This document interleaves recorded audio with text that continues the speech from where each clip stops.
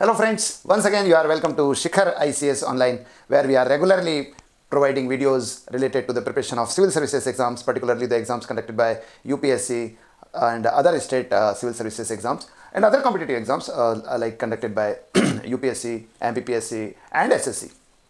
Friends, इसके अलावा भी हम ऐसे कुछ टॉपिक डिस्कस करते हैं जो करंट सिनारियो से रिलेटेड है, जो एग्जाम में भी काम के हैं और साथ ही साथ जो बहुत which are relevant to the common interest also. तो today we are going to discuss a very important topic and very relevant topic related to the current political scenario. जो हॉट टॉपिक है आज उसी के बारे में आज हम डिस्कस करने वाले हैं और टॉपिक है हंग पार्लियामेंट, त्रिशंकु संसद.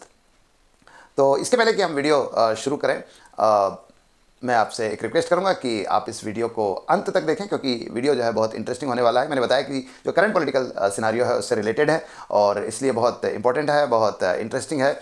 और दूसरी चीज़ ये है कि अगर आपको ये वीडियो अच्छा लगता है तो आप इसे लाइक ज़रूर करें और लाइक करने के साथ साथ इसे अपने फ्रेंड्स के साथ शेयर करें ताकि वो भी इस वीडियो से जो है बेनिफिटेड हो सके, लाभान्वित हो सके. और अगर आपने अभी तक ये चैनल सब्सक्राइब नहीं किया है तो वीडियो को इस चैनल को सब्सक्राइब भी कीजिए.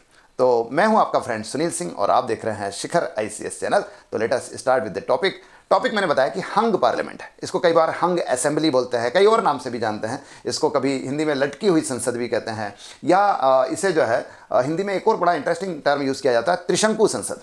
हम वीडियो में इसकी भी बात करेंगे कि इसे त्रिशंकु क्यों कहा जाता है.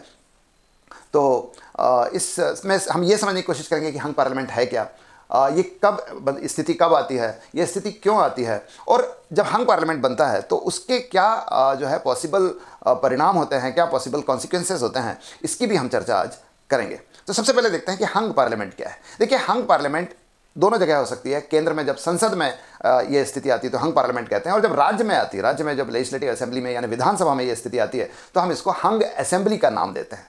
ठीक है, हिंदी में मैंने बताया लटकी हुई संसद कहते हैं और त्रिशंकु संसद भी कहते हैं. तो है क्या, देखिए ऐसा है कि जब लोकसभा के या राज्य की विधानसभा के चुनाव होते हैं और चुनाव होने के बाद खासतौर पे जिसको हम जनरल इलेक्शंस कहते हैं, इलेक्शंस अलग अलग प्रकार के हैं. जनरल इलेक्शन है, कुछ बाई इलेक्शंस है, कुछ मिड टर्म इलेक्शन है, इसको हम अगले वीडियो में डिस्कस करने वाले हैं.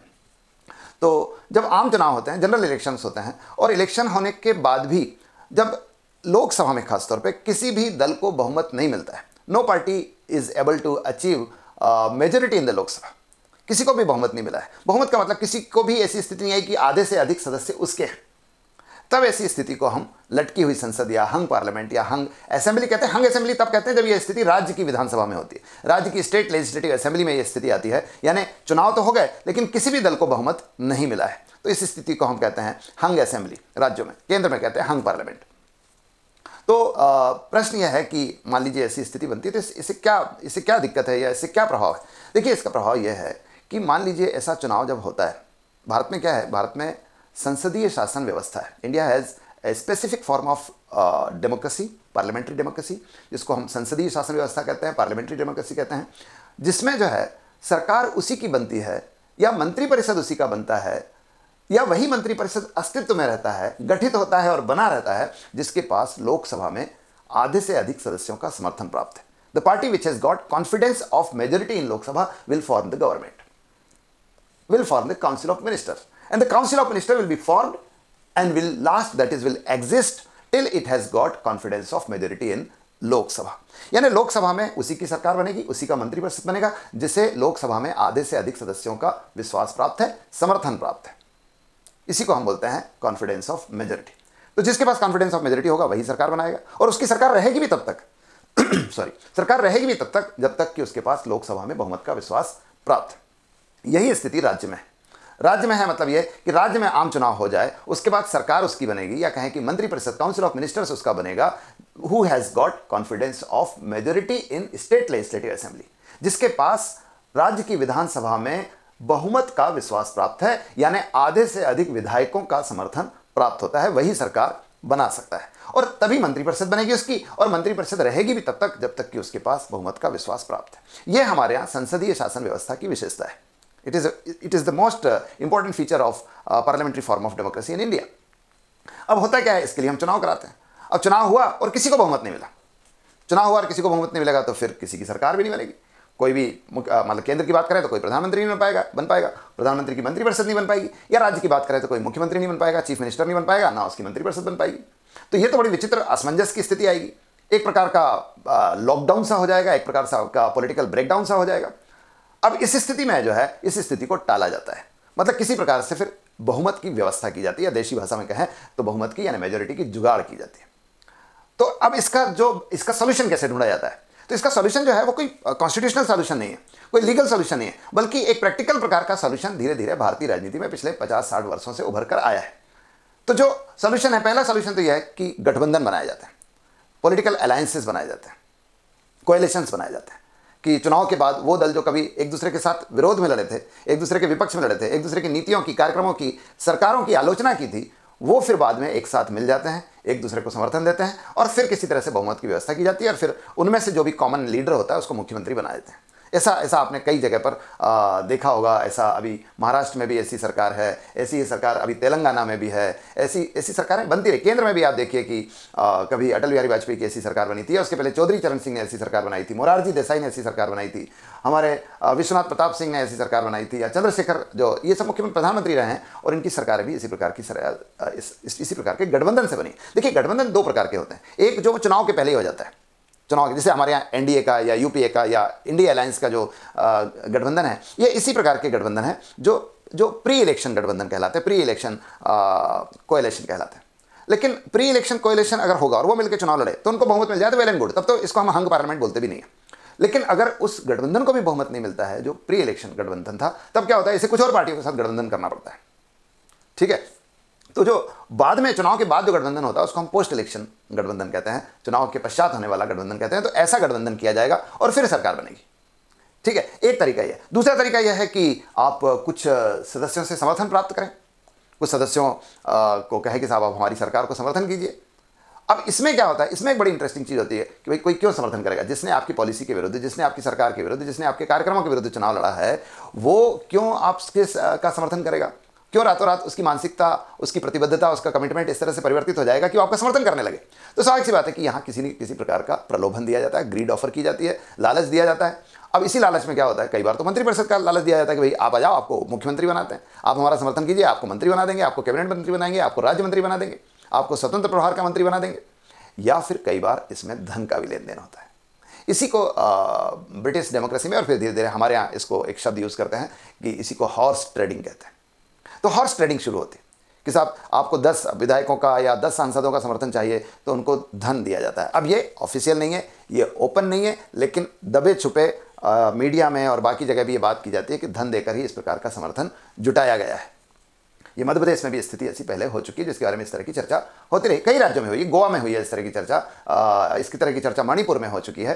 तो इसको हम हॉर्स ट्रेडिंग कहते हैं, घोड़ों की खरीद कहते हैं हिंदी कहें तो हॉर्स ट्रेडिंग मतलब विधायकों का समर्थन खरीदना या सांसदों का समर्थन खरीदना। तो ये भारतीय राजनीति में बहुत बुरा और बहुत खराब पक्ष है भारतीय राजनीति का कि इस तरह की चीज़ें भी होती है, लेकिन इस तरह की चीज़ों से समर्थन प्राप्त करके सरकारें बनाई जाती हैं। तो ये हंग पार्लियामेंट जो है उसका एक बड़ा एक मैं कहूँ कि dark aspect of the hung parliament है। तो वो ये चीज़ें भी होती है।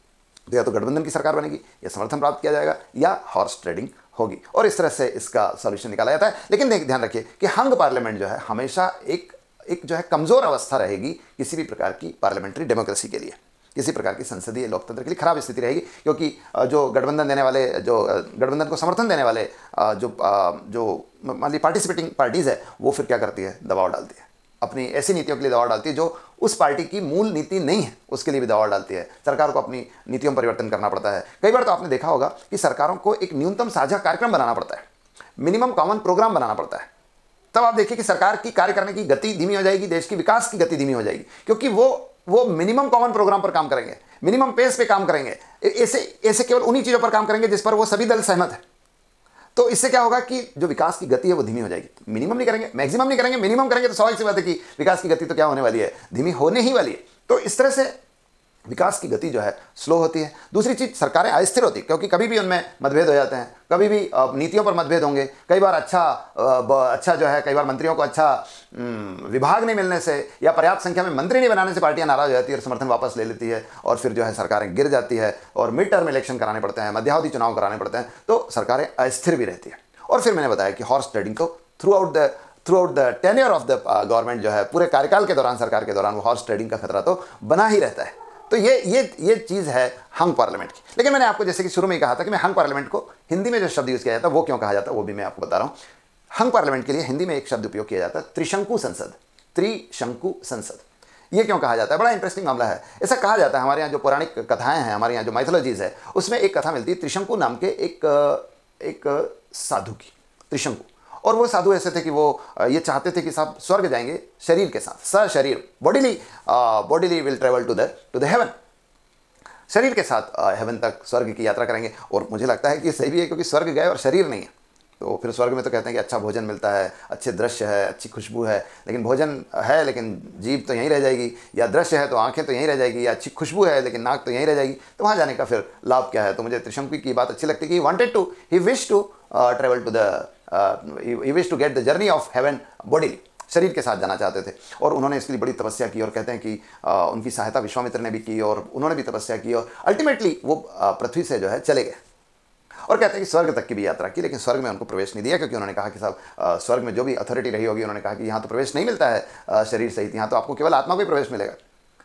तो फिर जो है जब उनको प्रवेश नहीं मिला तो वो नीचे आना चाहते थे, लेकिन नीचे आना चाहते थे तो नीचे तो कहा कि साहब यहाँ तो आप बाल रूप में आ सकते हैं, जबकि वो तो वृद्धावस्था में थे, तो बाल रूप में आ सकते हैं, वृद्धावस्था में तो आ नहीं सकते, तो अब पृथ्वी पर भी नहीं आ पा रहे हैं, स्वर्ग में प्रवेश मिल नहीं रहा है, पृथ्वी पर आ नहीं सकते हैं, तो बीच में लटक गए। तो जब बीच में लटक गए तो त्रिशंकु इसलिए जाने जाते हैं कि बीच में लटक गए। अब आप देखिए कि हंग पार्लियामेंट भी बीच में लटक गई। चुनाव इसलिए कराए थे कि किसी दल को बहुमत मिलेगा और सरकार बनेगी, लेकिन चुनाव तो हो गए, लेकिन उसके बावजूद किसी को बहुमत नहीं मिला, किसी को मेजोरिटी नहीं मिली और सरकार नहीं बन रही है। तो ये जो लटकी हुई स्थिति है, इसी को हम त्रिशंकु संसद कहते हैं, त्रिशंकु साधु के नाम पर। तो ये आज का वीडियो है फ्रेंड, उम्मीद करते हैं कि अच्छा लगा है, अच्छा लगा होगा आपको, और अगर अच्छा लगा है तो आप इसे लाइक कीजिए, अपने फ्रेंड्स के साथ शेयर कीजिए, और एक बार फिर रिक्वेस्ट करूंगा कि अगर आपने अभी तक ये चैनल सब्सक्राइब नहीं किया है तो इसको सब्सक्राइब जरूर कीजिए, और बेल आइकन भी दबा दीजिए, ताकि so that you can get these videos regularly basis, और आपको जो है नियमित रूप से वीडियो मिल सकें और आपको उसका नोटिफिकेशन भी मिल सके। तो thank you very much, have a good day.